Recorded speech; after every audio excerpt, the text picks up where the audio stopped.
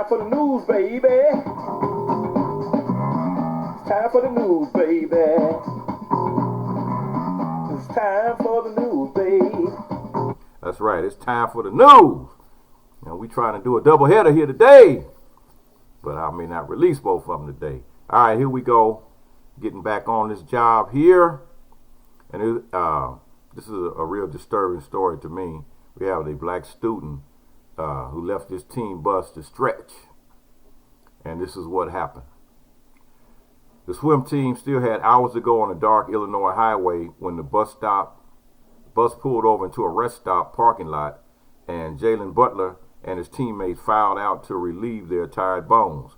Butler, then a 19-year-old freshman, took the opportunity for a selfie at the nearby sign, the perfect social media fodder to show parents and his fans at Eastern Illinois University following their long journey home from a regional swim competition in South Dakota. What happened next, as recounted in the lawsuit, was a blur of flashing police lights and screaming officers who seemed to materialize from thin air before Butler could return to the bus. They ordered Butler to lie on the ground and tapped his forehead with a cold gun barrel. "If you keep moving, I'm going to blow your fucking head off," an officer warned Butler, according to the lawsuit filed in the U.S. District Court last month, which alleges that the officers from 3 agencies violated the student's civil rights when they mistakenly detained him while looking for someone else.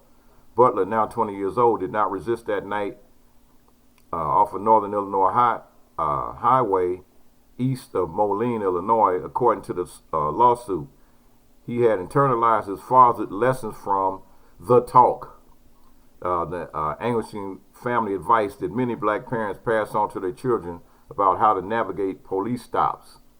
As soon as he saw the officers pull up, he put his hands in the air, let go of his cell phone, and dropped to his knees, says Rachel Murphy, one of his attorneys at the American Civil Liberties Union in Illinois, which filed the suit. "I imagine it was confusing and frightening," Murphy told the Washington Post on Saturday. He was trying to get out alive. As many as 6 officers took part in the incident, which occurred after police mistook him for a suspect in the area. Todd Slingerland, the driver, said there was police activity a couple of miles from the rest stop. Then a police cruiser rounded a hairpin turn and rushed toward the bus. Then I saw the car screaming in. I knew something was going down that shouldn't have gone down, he told the news media in that local area. He watched the event unfold and tried to intervene. Slingerland, who said he was a 300-pound rugby player, was a few steps late trying to get between Butler and the officer. One racked a shotgun and yelled at the student. "I would not have hesitated to tackle him," that's what he said. The officers detained Butler for a prolonged period of time, searched him, placed him in the back of the squad car, and threatened the charge of resisting arrest, then let him go without explanation after reviewing his ID, the suit says. And East Moline police chief said officers in the area were searching for a suspect who shot at a vehicle and fled on foot near the parked bus. According to the statement released, they believe Butler may have been that suspect, who was later apprehended. No explanation whatsoever. Said they were in a search and destroy mode, he said, of the first 2 responding officers. Each officer with the East Moline and Hampton police departments was sued, along with 2 deputies from the Rock Island Sheriff's Office who identified as John Doe officers, and they claimed that they didn't have anything to do with it. But as we said earlier, there was 6 people, 6 cops involved. 2 actually tried to say they didn't have nothing to do with it. So a few details are known because the officers refused to provide written information at the scene. Murphy said the officers did not give their names, specify the reason for the stop, or hand Butler a receipt detailing the search, the suit alleges, which is required under 2 laws that collect statistics used to study potential bias in traffic stops.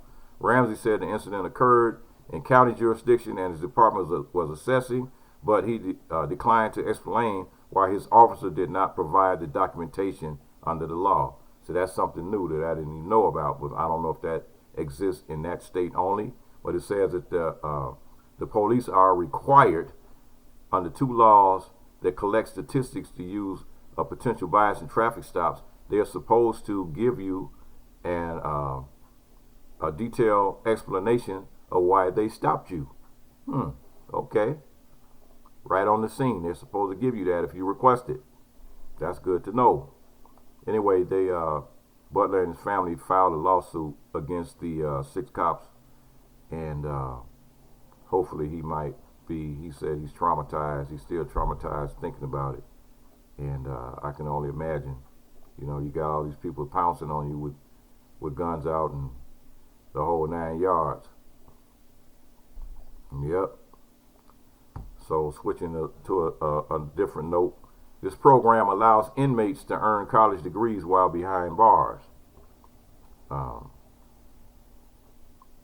New York-based nonprofit organization has a program for inmates that allows them to earn college degrees even though they're still behind bars. Upon release from prison, inmates who earn a degree through the program have just a 2% chance of being reincarcerated compared to 43% general rate of recidivism in the state. That's a good thing to know. So these guys, once they get these degrees, the chance of them going back to prison drops all the way down to 2% from a 43%, which is almost 50% return rate of a person going back to prison without their education. Aside from turning around their lives, the inmates, Hudson Link also claims to help save New York taxpayers millions of dollars. While it costs $60,000 a year to jail an individual in New York State, it only costs $5,000 to provide them an education while they're in prison. The degree programs are now offered for free as donations and sponsorships pour in from private organizations and individuals. Hudson Link is currently operational in 6 correctional facilities in partnership with 7 colleges that offer degree options in behavioral sciences and liberal arts. Since its inception in 1998, Hudson Link has already awarded about 700 degrees to inmates. Currently, there are 600 more students in the state prison that are enrolled in the program. The organization was founded by Sean Picker, who found himself sent to prison at the age of 16. When he was freed after his reduced sentence of 16 years, he started making efforts to provide support and a second chance in life to inmates. That's a good thing. So you can find out more information at www.hudsonlink.org, and that's www.hudsonlink.org. That's pretty good. Guys getting getting degrees. So you guys on the streets don't have no excuse. These guys are in prison getting degrees. So all that hanging out on the corner and just doing stupid stuff, is that all that stuff, that those days are over. It's time to give all that madness up and get back in the books. Instead of picking up a rap record, pick up a book. Let's see. Meet the siblings, authors who helped. Speaking of books, this is a story about these sibling authors who help kids manage money and invest in real estate. Washington, D.C. Siblings Andrea Stevenson and Lindsay have over 40 years of combined experience in teaching youth financial literacy and have made it their mission to expose children to these topics in a fun way. They are the authors of a new book entitled Teach Your Child About Money Through Play. With over 110 games, activities, tips, and resources, the book is available on Amazon. Financial literacy is a subject that is not taught in many schools today. However, when children become adults, they will most likely have to manage money. Also, their credit score will be an important number connected to their name. Therefore, it is up to the parents to introduce kids to money. If a child has financial literacy skills, then most often they will make smart decisions. The activities in Teach Your Child About Money Through Play include materials and toys you already have in your home. They also provide fun field trips that create a hands-on approach and a supplement to your child's learning. It will help you take the guessing game out of how to expose kids to money topics and concepts. The book addresses topics ranging from budgeting and debt to investing and entrepreneurship. Items such as toys and clothing are used to introduce your child to real estate investing, stocks, bonds, and mutual funds. Read this book and discover ways to create fun scenarios and role plays so your child will understand various money topics. Be the parent that gives your child a financial head start. Man, I'm loving this. I'm loving this already. This is something I got to get for my grandkids here. And it's like the story. Let's see. They have two books. And the first book is called Teach Your Toddler to Read Through Play. And the second one is Fun and Easy Ways to Teach Your Toddler to Write. How to write. So each book contains over 130 activities, tips, and resources to expose your child to reading and writing in a fun way. Both books are available at Amazon. So I'm going to get these today. I'm not going to wait. I got to get these today. And so, hey, folks, that's a good thing right there. I'm going to read the titles of these books again. You can go to Amazon and get them for your grandkids and your kids. Teach Your Toddler to Read Through Play. And fun and easy ways to teach your toddler to write. So that's two books. And there's the third book is Teach Your Child About Money Through Play. So that's actually three books. I'm going to read them again. Book number 1 is Teach Your Child About Money Through Play.